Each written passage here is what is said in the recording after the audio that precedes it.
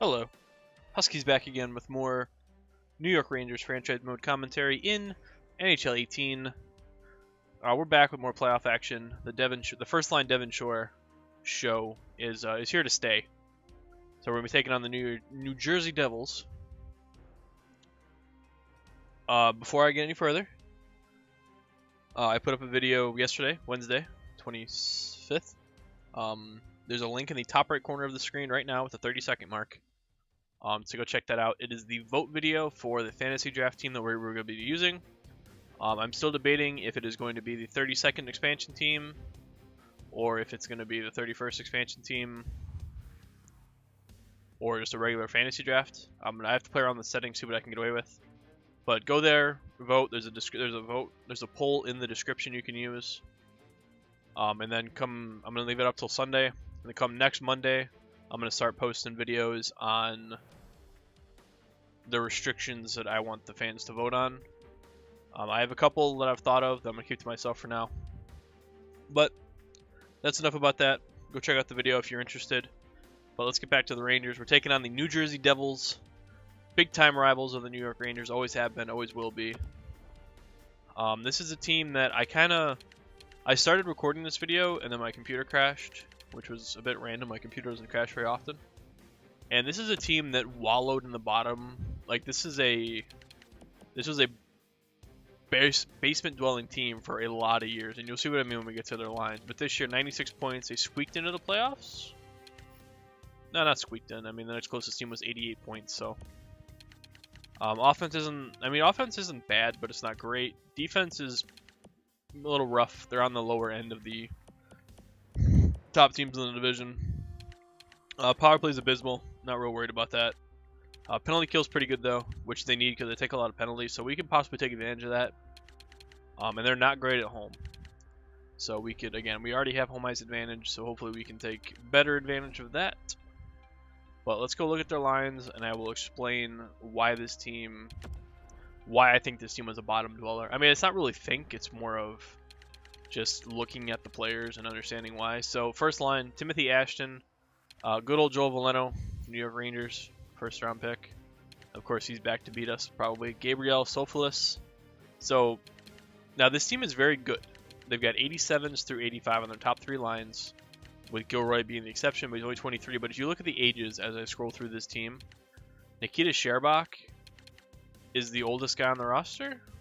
Yeah, Pavel Zacha is a close second, but their oldest player on the forwards at least is 31. And if you look at draft picks, Ashton, second overall pick, Sofolis, second overall pick, Bukestad, third overall pick, Marchment, first overall pick. And then the third line actually is just good depth. It kind of is Detroit-esque drafting. Second round, fifth round.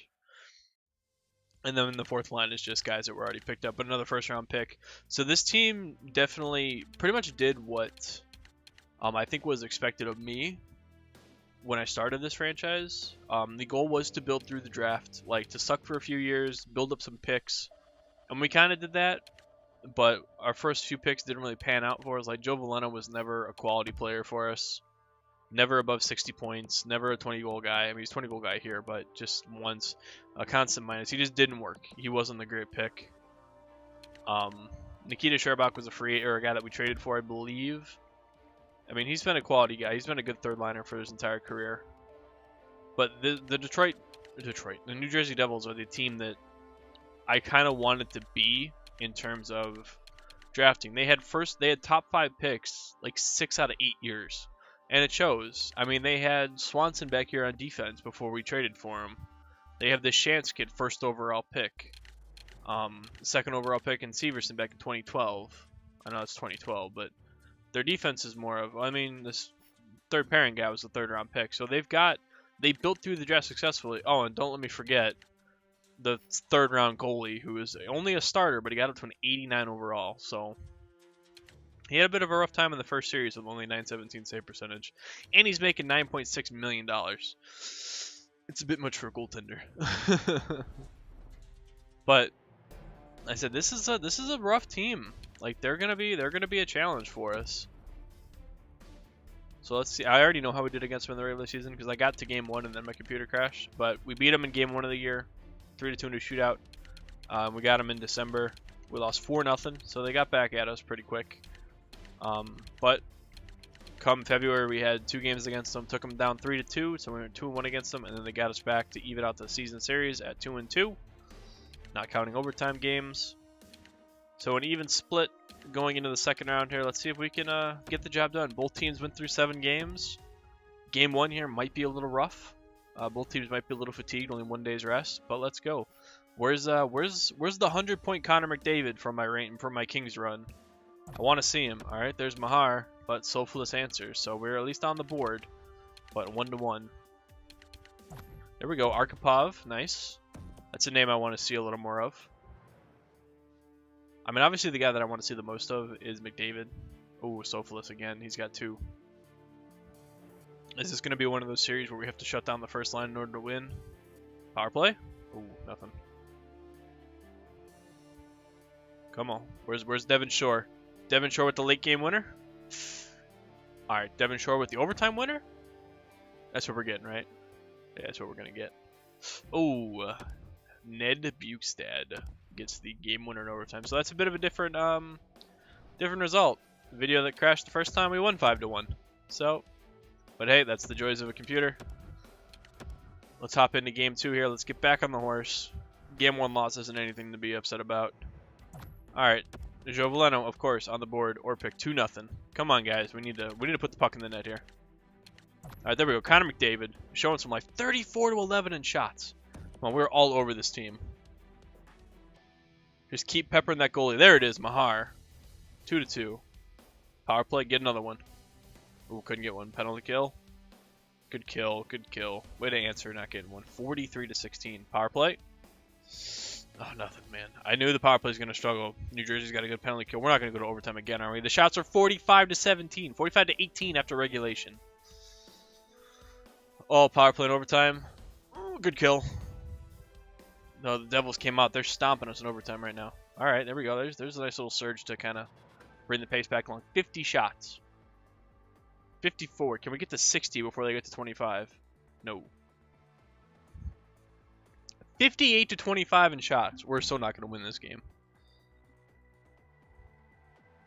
Yep, there it is. Ned Bukestad again. Back-to-back game winners from the corner. Come on, Kerr. We had 59 shots. 59 shots. What was his save percentage? Like a 98? 96.6. Oh my goodness. It's not even like our offense wasn't there. It was there. We just got stonewalled. So back-to-back overtime losses. This could easily be 2-0. But like I said, they're not the greatest home team. We can even the series up at 2 pretty quickly. So here we go. Come on. There we go. Rasmus Dahlin on the board. 1-0. We get a lead. Let's run away with it now. No, Nikita Sherbak. The Devils are actually playing quite better than I expected them to on home ice. Doubling our shots. Still 1-1.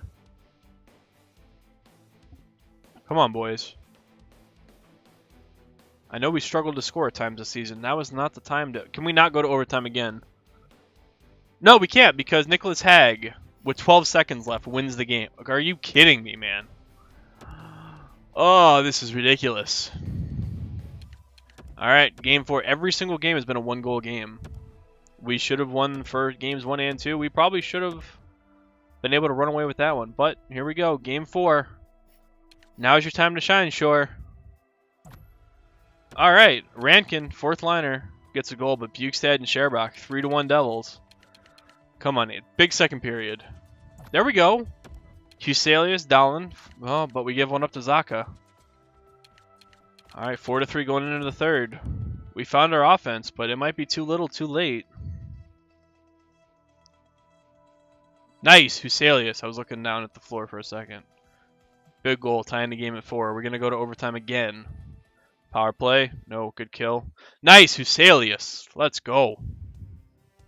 Keeping the team alive right now. Finish it off, boys. Finish it off. There it is. Did Huselius get a hat trick?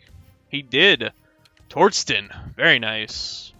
Mahar was probably covered all game, so Torsten took advantage of the open ice, potted a hat trick, and kept the Rangers in this series. 1 game at a time. We can do this. Come on. Game 5. Back in New York. We got Let's get one. Come on, McDavid. McDavid, where are you at, man? We need you right now. Come on. We're turning to McJesus. Bastion gets one. Bastion. I think it's Bastion. Rasmus Dahlin at least answered. Ooh, they got Montgomery in net. It's not even Zubov. Oh, but Orpik gives them an early third period lead. Power play. Oh, couldn't get anything.